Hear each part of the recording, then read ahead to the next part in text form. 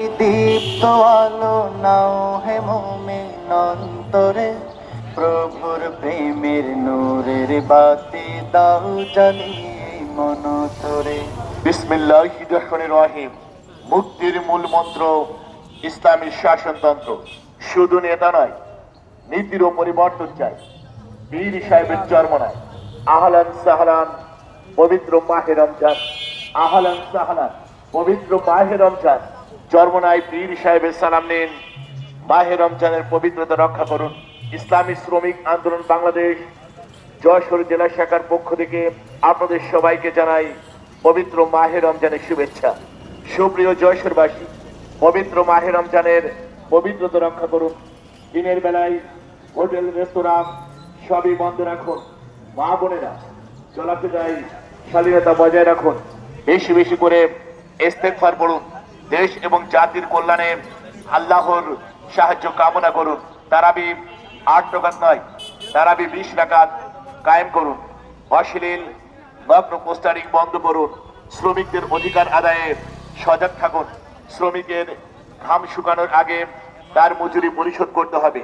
কাজ শুরু করার আগেই কাজের ধরন, কাজের সময় ও মজুরি নির্ধারণ করতে হবে। শ্রমিকদের বেতন শুধু তাদের জীবন রক্ষার জন্য যথেষ্ট হলেই হবে না, তাদের মৌলিক চাহিদা যথাক্রমে খাদ্য, বস্ত্র, বাসস্থান, চিকিৎসা, শিক্ষা ও স্বাস্থ্য রক্ষার জন্য ন্যূনতম প্রয়োজনীয় ব্যয়ের ভিত্তিতেই বেতন নির্ধারণ করতে হবে। শিল্প উদ্যোক্তা ও মালিক শ্রমিকদেরকে নিজেদের ভাইয়ের মতো মনে করবেন। শ্রমিকের সাথে অসৎ আচরণ করা যাবে না। শ্রমিকের প্রতি অতিরিক্ত কাজের বোঝা চাপানো যাবে না।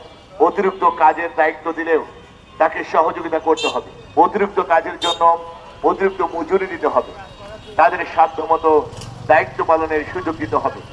এমন কোনো কাজ তার উপর চাপিয়ে দেওয়া যাবে না যাতে সে ক্লান্ত, পীড়িত ও অক্ষম হয়ে পড়ে। তাকে বিশ্রামের সুযোগ দিতে হবে।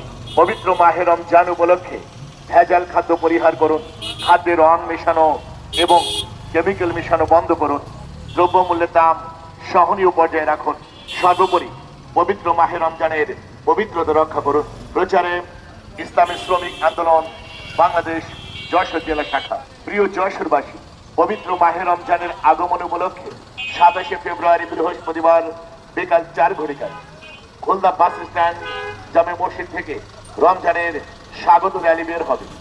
সকল ধর্মপ্রাণ মুমিন মুসলমান ভাইয়েরা উক্ত র্যালিতে আপনারা দলে দলে যোগদান করুন।